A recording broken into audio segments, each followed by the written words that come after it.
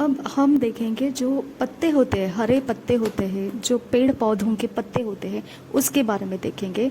उसके अंदरूनी भागों में क्या क्या होता है। अगर आप ध्यान से देखेंगे, आपको मैंने थंबनेल में बताया है, आप खुद भी गूगल में सर्च करके देख सकते हैं कि उसके अंदर भी बहुत सारे अलग अलग भाग होते हैं, जिसके अंदर उनको अलग अलग काम रखा हुआ है। कुछ चीज़ें हैं जो बाहर से अंदर आने वाली चीज़ों को रोक कर रखती है, कुछ चीज़ें हैं जो अंदर की चीज़ों को बाहर जाने से रोक कर रखती है, कुछ चीज़ें इसके अंदर ऐसी है कि जो स्टोर करके रखती है।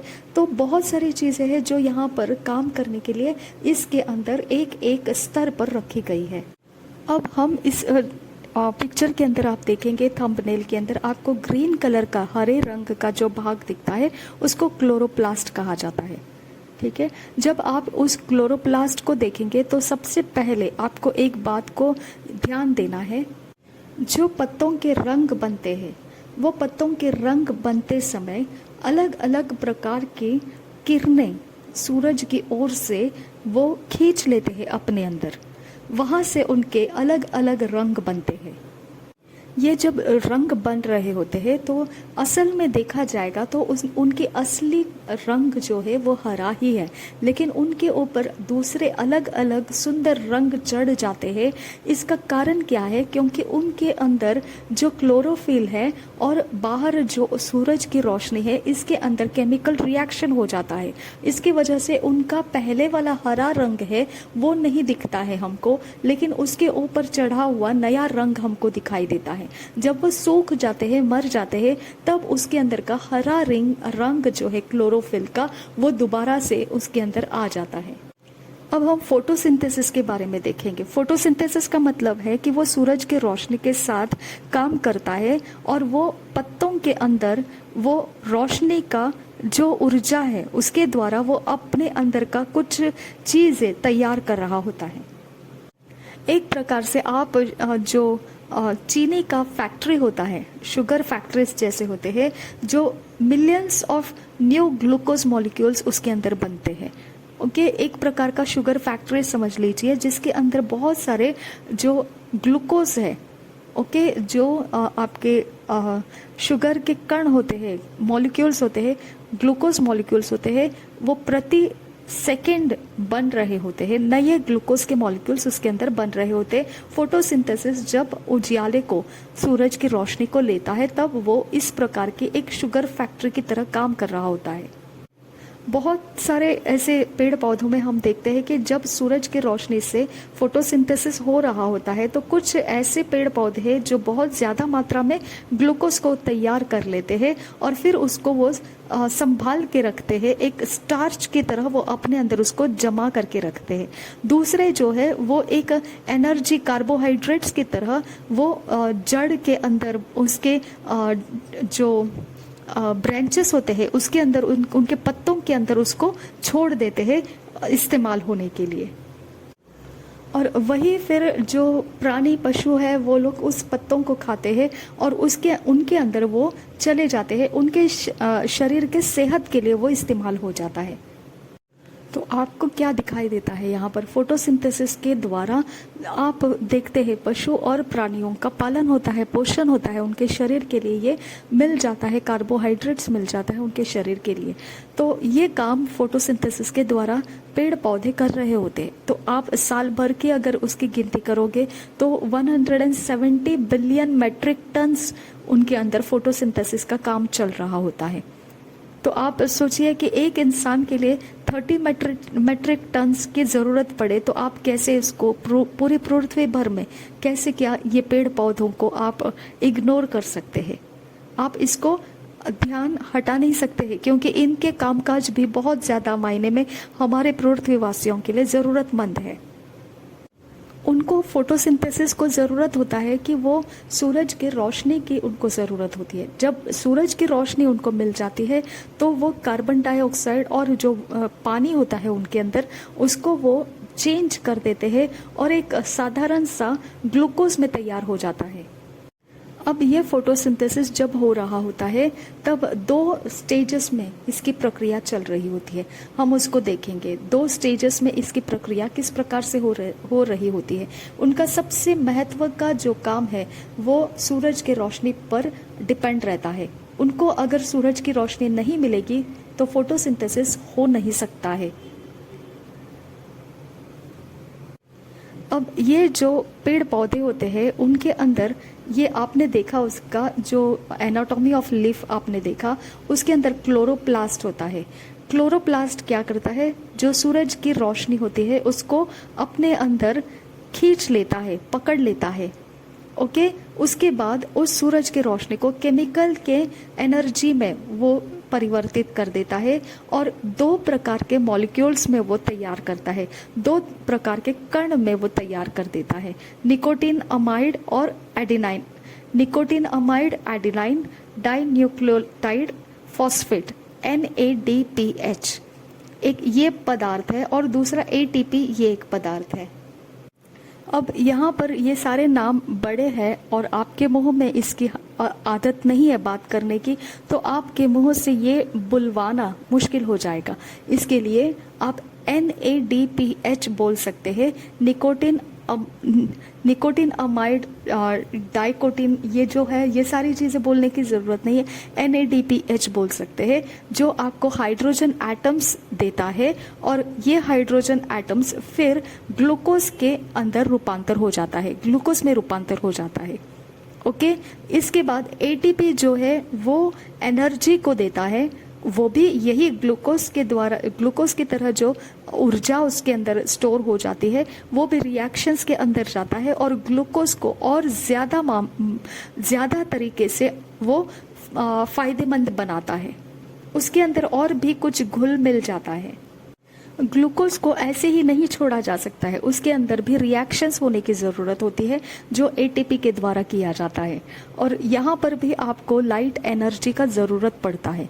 ये प्रक्रिया को पूरा होने के लिए उसको लाइट एनर्जी का ज़्यादा जोर देना पड़ता है। अब यहाँ पर क्या हो जाता है, जो क्लोरोफिल है, लाइट एनर्जी जो है वो क्लोरोफिल के अंदर के इलेक्ट्रॉन्स को मतलब उकसा देती है, एक प्रकार से वो ऊंचे लेवल में उसको लाती है और यहाँ से वो घूमना शुरू करती है और एकदम अचानक से वो अपनी जगह से अलग जगह में गिर जाती है। इस प्रकार से ये रिलीजिंग रेजोनेंस एनर्जी और वाइब्रेटिंग एनर्जी, इस प्रकार से उसके हलचल में से as they go all in millions of a second, एक सेकेंड के अंदर उनका ये मैकेनिज्म चल रहा होता है। ओके, इस इलेक्ट्रॉन का उछल कूद जो इसके अंदर हो रहा होता है, इस वाइब्रेशन के द्वारा और रेजोनेंस के द्वारा ये एक प्रकार का एनर्जी रिलीज कर रहा होता है। इसके कारण वो ग्लूकोज के अंदर केमिकल रिएक्शन स्टार्ट हो जाते हैं। यहीं से फिर एनर्जी बन जाती है और ये एनर्जी वो इलेक्ट्रॉन्स जो उछल के अपनी जगह से गिर जाते हैं दूसरी जगह में, वो अपने साथ एनर्जी को लेकर बाहर आते हैं। उसी एनर्जी को वो दूसरों के अंदर पास करते जाते हैं। इस प्रकार से एनर्जी को एक जगह से दूसरी जगह में ट्रैवल किया जाता है। ये सारी प्रक्रिया जो है ये रोशनी के ऊपर चलती है, ये रोशनी के ऊपर डिपेंडेंट रिएक्शन में चलती है और इसी को फिर फोटोसिंथेसिस कहा जाता है। हम इसको फोटोसिंथेसिस कहते हैं। हम इसको लाइट के ऊपर डिपेंडेंट रिएक्शन के अनुसार जानते हैं। इसके अंदर जो तीव्रता होती है, जो गति होती है इसके अंदर बार बार एनर्जी को प्रोड्यूस करने की, वो कुछ 100 अधिक मिलियंस के बराबर की तुलना में है। इतने अधिक मात्रा में वो अपने स्पीड में काम कर रही होती है। स्पेशली उसके अंदर के जो सेल होते हैं, उसके अंदर का एक विशेष प्रकार के रंग होते हैं, ये सब कुछ उसके अंदर तैयार हो रहे होते हैं। जब ये जो एक सेल होता है P700, ये जो एक मटेरियल है प्लांट के अंदर, उसके लीफ के अंदर फोटोसिंथेसिस के वक्त में जब ये बना हुआ रहता है, उस जगह में जब ये क्लोरोप्लास्ट जो है, अगर उसके अंदर कुछ प्रकार के एनर्जी जो लाइट का एनर्जी अगर आ जाता है, ज़्यादा मात्रा में उसने एब्जॉर्ब कर लिया, तो उसके कलर में लाल रंग ज़्यादा से ज़्यादा उत्पन्न होता है। ओके। और इस इलेक्ट्रॉन के मूवमेंट की वजह से उसके चेंजेस हमको देखने को मिलते हैं। आप पत्तों के कलर्स में डिफरेंसेस देखेंगे, अलग अलग रंग के वो चेंजेस आपको देखने को मिलेंगे। सूखते समय वो अलग चेंजेस हो जाता है, नए पत्ते हैं तब वो अलग चेंजेस में रहता है, अलग कलर्स में रहता है। देखिए, खास तरीके से इसकी जानकारी हम बहुत कम तरीके से बता पाए हैं, फिर भी जितना हो सके आप अपनी तरफ से भी गूगल के ऊपर सर्च करके देख सकते हैं कि पत्तों के अंदर की रचना कैसे होती है, उनका फोटोसिंथेसिस के साथ, सूरज के साथ कैसे रिएक्शंस होता है। आप खुद भी अपनी तरफ से इसकी स्टडी करके देखिए, ताकि आपको और अच्छे से इसका डिटेल्स पता चलेगा और आपको समझ में आएगा कि सूरज के रोशनी के ऊपर पत्तों का कितना डिपेंडेंसी है, कितना ज़्यादा निर्भरता उसका सूरज के रोशनी के ऊपर है। ये प्रक्रिया इतनी फास्ट चल रही होती है कि जब एक बार इलेक्ट्रॉन्स अपनी जगह से टूटकर अलग आ चुके तो अपने साथ वो एनर्जी को लेकर भी टूटकर अलग हो जाते हैं और वो एनर्जी दूसरों में बांट दी जाती है।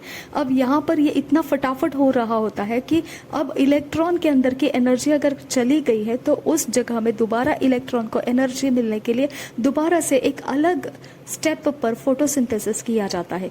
ये फोटोसिंथेसिस अलग से शुरू हो जाता है। आपको समझ में आएगा कि ये प्रक्रिया कितनी स्पीड में चल रही है और कितना फटाफट उसके अंदर ये लाइट का रिएक्शन वो अपने अंदर खींचता हुआ जी रहा है। अब जब दूसरी बार फोटोसिंथेसिस अलग जगह पर तैयार कर लिया जा रहा होता है, वहाँ की प्रक्रिया कुछ अलग हो जाती है। अभी तक तो हमने क्लोरोफिल का देखा, क्लोरोप्लास्ट का देखा, लेकिन जब ये आगे बढ़कर दूसरी बार फोटोसिंथेसिस तैयार होने का प्रक्रिया शुरू हो जाता है, तब वहाँ पर अलग प्रक्रिया का रूप धारण हो जाता है। अब आप जो यहाँ पर देख रहे हैं P700, ये एक प्रकार का फोटोसिंथेसिस का काम करने वाला चीज़ है। इसके अंदर का P700 इसीलिए लिखा गया है क्योंकि ये बहुत विशेष प्रकार के फ्रीक्वेंसी में, यानी लगातार में वो अपने अंदर ये लाइट को एब्जॉर्ब कर रहा होता है। 700 नैनोमीटर के फ्रीक्वेंसी में वो लाइट को एब्जॉर्ब कर रहा होता है। इसके लिए उसका ये फोटोसिंथेसिस को इस प्रकार के नाम दिए गए हैं, फोटोसिंथेसिस 700, P700। ये विशेष कलर्स रंग उसका जो रहता है वो रेड कलर को उत्पन्न करता है और इसके लिए उसके अंदर का जो क्लोरोफिल है वो भी एक विशेष प्रकार का रहता है। उसी के कारण एक रंग उसके अंदर उत्पन्न होता है, वो लाल रंग का होता है। इस प्रक्रिया में जब इलेक्ट्रॉन्स को छोड़ दिया जाता है अपने एनर्जी के साथ में, तब वहाँ पर NADP ये एक क्या कहते हैं उसे, मॉलिक्यूल बना जाता है, एक पदार्थ यहाँ पर बना जाता है। यहाँ पर जो इलेक्ट्रॉन बाहर निकल आते हैं, यहाँ पर एक प्रकार से एनर्जी बाहर निकल आती है। ठीक है, तो इसके प्रक्रिया में जब ये इलेक्ट्रॉन बाहर निकल आते हैं तो ये NADPH बनने के लिए एक हाइड्रोजन का आयन बाहर आता है, उसकी वजह से NADP बनता है NADPH। जब ये पहले P700 वाला फोटोसिंथेसिस का काम हो जाता है, NADPH बनकर हो जाता है, तब दोबारा से फोटोसिंथेसिस का काम करने वाला एक सिस्टम तैयार होने की ज़रूरत होती है। वहाँ पर अब इसको हम P680 में देख रहे हैं क्योंकि ये 680 नैनोमीटर्स के फ्रीक्वेंसी में वो लाइट एनर्जी को ले रहा है। काम तो ये वही करने वाला है जो पहले P700 ने किया है, लेकिन यहाँ पर एक प्रॉब्लम होता है कि 700 वाला जितना ले सकता था लाइट एनर्जी को, उतना ये दूसरी बार में फोटो सिस्टम जो कर रहा है वो नहीं ले पाता है। यहाँ पर ये जो काम कर रहा है P680, यहाँ पे ये इलेक्ट्रॉन्स को एनर्जी के साथ जब छोड़ देता है, ये ADP में परिवर्तित हो जाता है। ADP के अंदर एक एक्स्ट्रा फॉस्फर एटम एडिशन हो जाता है। जब ये एडिशन हो गया तो ये ADP नहीं रहता है, ये ATP बन जाता है। अब यहाँ पर आपने दो प्रोसेस को देखा, पहला प्रोसेस जो फोटोसिंथेसिस कर रहा था वो 700 नैनोमीटर्स के लाइट एनर्जी को लेकर कर रहा था। उसके खत्म होने के कारण उसका काम NADPH बनाना था, वो बनाना हो चुका। उसके बाद दूसरी बार फोटोसिंथेसिस प्रक्रिया में लग गया, उस जगह में 680 नैनोमीटर्स वाला लाइट एनर्जी वो एब्जॉर्ब कर पा रहा था। यहाँ पर ये क्या बन गया, ATP में परिवर्तित हो गया। ये दो केमिकल्स का बनना जरूरी रहता है और ये फोटोसिंथेसिस के द्वारा बनाया जाता है। और ये पूरी तरह से ये रोशनी के ऊपर डिपेंड रहता है, जो सूरज की रोशनी होती है उसके ऊपर डिपेंड रहता है। ये दोनों चीज़ें बनने के लिए सूरज की रोशनी से उसके पास वो प्रोविजन हो जाना चाहिए कि उतना 700 नैनोमीटर्स का एनर्जी वो एब्जॉर्ब कर पाएगा, 680 नैनोमीटर्स का एनर्जी वो एब्जॉर्ब कर पाएगा। अब ये दो चीज़ें बनने के बाद अगला जो फोटोसिंथेसिस शुरू हो जाता है, जैसा आपने देखा P700 वाला चालू हो गया था, उसने NADPH बना दिया। फिर P680 नए से शुरुआत हो गया, उसने ATP बना दिया। लेकिन इसके बाद दोबारा फोटोसिंथेसिस शुरू होने वाला है, यहाँ पर थोड़ा अलग प्रक्रिया शुरू हो जाता है। पहले में आपने देखा H एडिशन हो गया तो NADPH बन गया, दूसरे में आपने देखा फॉस्फोरस एडिशन हो गया तो ATP बन गया। लेकिन अब यहाँ पर वाटर मॉलिक्यूल को आप इस्तेमाल करने वाले हैं। यहाँ पे वाटर मॉलिक्यूल अगर देखेंगे तो H2O कहा जाता है, यानी दो आयंस, दो हाइड्रोजन के एटम्स होते हैं एक ऑक्सीजन के, ये टूट जाते हैं, हाइड्रोजन अलग हो जाता है, ऑक्सीजन अलग हो जाता है। और यहाँ पर ये टूटने की वजह से हाइड्रोजन के दो आयंस और ऑक्सीजन अलग पड़ने की वजह से हाइड्रोजन NADPH की तरफ जाएगा और मिल जाएगा, और ऑक्सीजन जो है वो खुला छूट जाएगा, वातावरण के अंदर वो घुल जाएगा, निकल जाएगा बाहर, वो प्लांट में से बाहर निकल जाएगा। इसके लिए हमको प्लांट में से ऑक्सीजन मिलता है। अब इसके बाद जो प्रक्रिया शुरू हो जाती है, NADPH बन गया, ATP बन गया। अब यहाँ से जो दूसरी प्रक्रिया शुरू हो जाती है, ये हो जाता है अंधेरे के अंदर इनका काम शुरू हो जाता है। इनको सूरज की रोशनी की ज़रूरत नहीं रहती है। इसे कैल्विन साइकिल भी कहा जाता है।